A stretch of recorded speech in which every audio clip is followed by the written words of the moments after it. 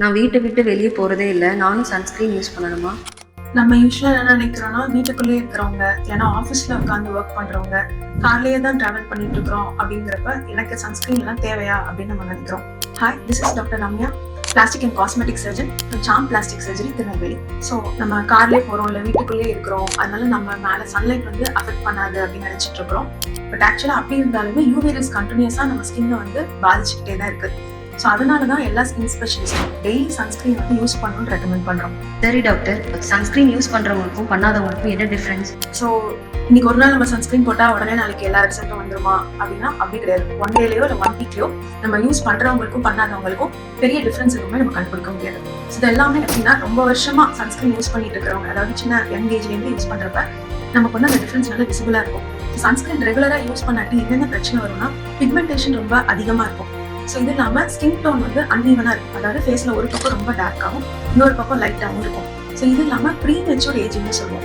So 30லே 40 மாதிரி இருக்கிறது. Fine lines, அதாவது சின்ன சின்ன சுருக்கங்கள் இதெல்லாம் முகத்தில் அதிகமாக தெரியாது இருக்கும். சன்ஸ்க்ரீன் ரெகுலராக யூஸ் பண்ணவங்களுக்கு ஸ்கின் வந்து ரொம்ப ஹெல்த்தியாகவும் பிரைட்டாகவும் இருக்கும். ஈவன் நம்ம வெளியில் போய் டேன் ஆனால் கூட அந்த டேன்லேருந்து ஃபேஸ் அண்ட் ஸ்கின் வந்து டக்குனு ரெக்கவர் ஆயிடும்.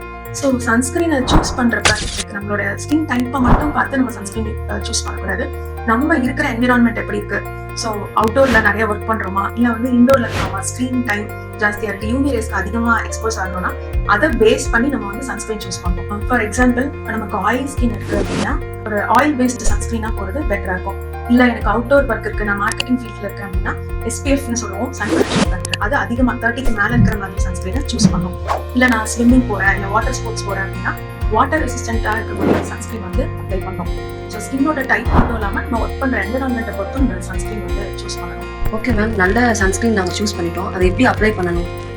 ஸோ சன்ஸ்க்ரீனை எப்படி அப்ளை பண்ணுறது? ஸோ நல்ல ஒரு ஜென்ரஸாக நம்ம நல்ல ஒரு திக் லேயர் வந்து கண்டிப்பாக அப்ளை பண்ணணும். ஸோ யூஸ்வலாக நம்ம ஃபேஸ் நெக் மட்டும் இல்லாமல் எந்தெந்த ஏரியா வெளியில் எக்ஸ்போஸ் ஆகுதோ அந்த ஏரியாஸ் எல்லாமே சன்ஸ்க்ரீன் அப்ளை பண்ணணும். ஸோ நல்ல சன்ஸ்க்ரீன் வாங்குறது மட்டும் இல்லை, அதை டெய்லி யூஸ் பண்ணுறது தான் ரொம்ப முக்கியமான விஷயம். ஸோ உங்கள் skin type and working environment ஏற்ற மாதிரி என்ன சன்ஸ்க்ரீன் யூஸ் பண்ணிக்கலாம்னு நீங்கள் தெரிஞ்சுக்கணும்னா please visit us at Sam plastic surgery, Tirunelveli. Thank you.